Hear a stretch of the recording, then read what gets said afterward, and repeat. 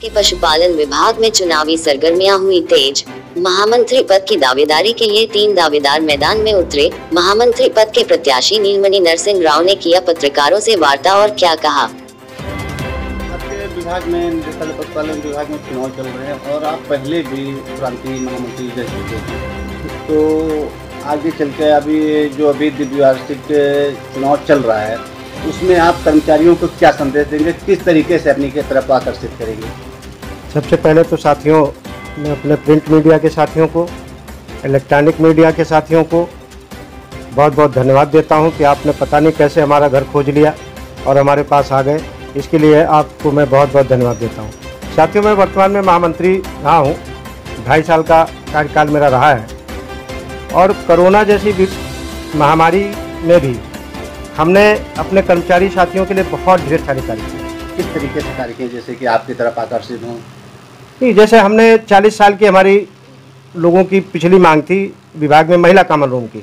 हमने पहले ही कार्यकाल में अपनी महिला बहनाओं के लिए महिला कॉमन रूम की व्यवस्था कर दी, जिसमें कम से कम 30, 35, 40 महिलाएं एक साथ बैठ के लंच कर सकती हैं, अपना आराम कर सकती हैं और अपना कोई भी सांस्कृतिक कार्यक्रम महिलाएं आपस में बैठ के कर सकती हैं।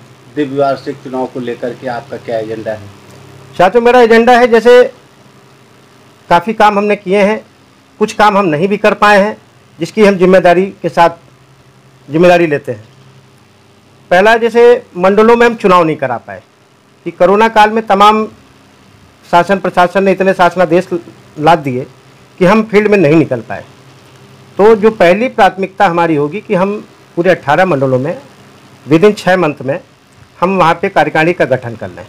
दूसरा, जिन जनपदों में ग्रेडेशन लिस्ट नहीं बन पाई है और उसके आधार पे वहाँ पे प्रमोशन लंबित है, तो मैं सबसे पहले एडीज को चिट्ठी लिखूंगा अपने निदेशक महोदय के माध्यम से या प्रमुख सचिव के माध्यम से कि वहाँ पे ग्रेडेशन के मामले में भी जो भी वाद विवाद हो उसको ख़त्म करते हुए मंडल स्तर पे तत्काल प्रमोशन कराए जाएँ। मतलब मंडल स्तर पे तत्काल और जैसे कि फिर भी अगर प्रमोशन अधिकारियों का कर्मचारियों का नहीं होता तो उसके पीछे आप किस तरीके की लड़ाई लड़ेंगे? नहीं, देखिए, मैं आपको बता दूं कि मैं कर्मचारी राजनीति से पहले मैंने छात्र राजनीति की है। अधिकारियों से कैसे काम लिया जाता है, प्रशासन में कैसे काम लिया जाता है, बाखूबी मैं जानता हूँ। अभी तक जैसे कि अभी तो पार्टियों में राजनीति जाति धर्म के नाम पे होता था, अब जैसे कि और विभागों में भी जाति धर्म को लेकर के राजनीति होने लगी, उसको लेकर के क्या कहें? देखिए साथियों, मैं बड़ी जिम्मेदारी के साथ इस वक्तव्य को नकारता हूं कि मैंने 2.5 साल के कार्यकाल में या 19 साल की अपनी सेवा में मैंने कभी जाति धर्म की राजनीति नहीं की है। हम वहाँ कार्य करने जाते हैं, वो हमारी कर्मस्थली है। हम कार्य के आधार पर आकलन हमारा किया जाए, जाति धर्म के आधार पर राजनीति नहीं की जाती। जो लोग जाति धर्म के आधार पर राजनीति करते हैं तो थोड़े दिन राजनीति चलती है। हम कर्मचारी हैं और हम सिर्फ कर्मचारी बात करेंगे। आप कर्मचारी सिर्फ कर्मचारियों के हित की लड़ाई लड़ेंगे। जी। तो आने वाले 2000 द्विवार्षिक चुनाव को मतलब कर्मचारियों को क्या संदेश देंगे, किस तरीके? साथ कर्मचारियों से कहते हैं कि साथियों, जब हमारा पिछला आपके साथ बहुत सारे और भी दिग्गज नेता जी बहुत अच्छे हैं और दावेदार कर रहे हैं। कितने लोग लगभग दावेदारी कर रहे हैं? हमारे साथ जो महामंत्री पद के दावेदार हैं, परम आदरणीय श्रीमती शैलजा सिंह जी हैं, मुझसे उम्र में बड़ी हैं, नौकरी में हमसे जूनियर हैं। परम आदरणीय सीपी श्रीवास्तव जी हैं, जो हमसे उम्र में बड़े हैं लेकिन नौकरी में हमसे जूनियर हैं। दोनों सही लोग हैं।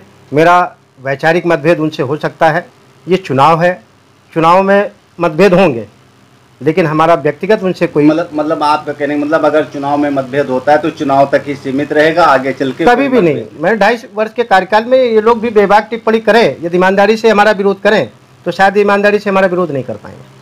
मैंने बहुत काम किया है और 2.5 साल लगातार मैं सक्रिय रहा हूँ। कोई भी चुनाव जीतने के लिए 15 दिन में व्हाट्सएप ग्रुप खेलना, भाई जो लोग हमारे विपक्ष के लोग हैं चाहते तो 2.5 साल में तमाम लोगों के नंबर लेके व्हाट्सएप ग्रुप करके प्रतिनिधित्व करूँगा और जीवन के अंतिम सांस तक कर्मचारियों के हितों की लड़ाई लड़ेगा। ये नीलमणि नरसिंह राव का वादा है। न गलत काम किया है, न गलत काम करूँगा। कुछ आपके नए वादे इरादे हैं इस बार? वादे इरादे जैसे हमारे मृतक आश्रित के रूप में तमाम हमारे साथी हैं जिनको नौकरी के नाम पे उनके परिवार को प्रताड़ित किया जाता है। मैं इसका हर स्तर पे विरोध करूंगा। मृतक आश्रित कर्मचारी अपने मन से नहीं आता, बहुत दुख में उसको जो है नौकरी करनी पड़ती है। और मैं अपने आपके चैनल के माध्यम से, आप लोगों के माध्यम से शासन और प्रशासन को, अपने विभाग के आला अधिकारियों को ये संदेश देना चाहता हूँ कि खुदा न खास्ता कभी न कभी हमारे साथ ये हो जाए या आपके साथ कुछ हो जाए तो मृतक आश्रित की नौकरी के लिए लोगों को भटकाना नहीं, उनको तत्काल उनके आश्रित के रूप में नौकरी देना चाहिए, क्योंकि पता नहीं कब किसके साथ क्या हो जाए। प्राथमिकता होनी चाहिए नौकरी के मामले में, किसी को भगाना ठीक नहीं है। महिलाओं के लिए मैं संदेश देना चाहता हूँ, अपने एडीएच को, अपने जनपद के सीबीओज को, कि महिला होने के नाते उनके साथ कोई भेदभाव न किया जाए, क्योंकि हमारी बहनें हैं, हमारी माताएं हैं और हमारे घरों की भी महिलाएं जो है नौकरी पेशा, तो उनके साथ कोई भेदभाव न किया जाए, उनका सम्मान किया जाए।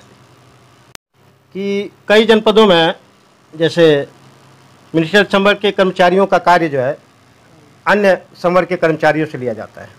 ये हमारी पहले भी लड़ाई लड़े हम लोग, और अपने अधिकारियों के माध्यम से मैंने जनपदों और मंडलों में इसको चिट्ठी के माध्यम से भेजा भी गया, लेकिन तब तमाम अभी कमियां बाकी हैं, उनको सुधार किया जाएगा। बहुत से विभागों में रिटायर होने के बावजूद भी कर्मचारी काम करते रहते हैं और मृतक आश्रित या अन्य जगह खाली पड़ी रहती है, नई भर्ती नहीं की जाती, उसको लेकर के आप क्या करेंगे आगे?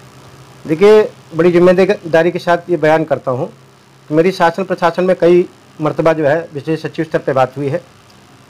हमारे तमाम जनपदों में अल्पसंख्यक के साथी हैं जो मृतक आश्रित के रूप में नौकरी पाए हैं, लेकिन उनका समायोजन नहीं हो पा रहा है। शासन का स्पष्ट मानना है कि हम आपको नए पद नहीं देंगे। तो साथियों, एक बड़ी लड़ाई है, इसको लड़ा जाएगा, क्योंकि चुनाव है। जिस प्रकार संघ के कर्मचारी लोग, जो सदस्य लोग हैं, हमसे अपेक्षा करेंगे, मैं पूरा खरा उतरने की कोशिश करूँगा।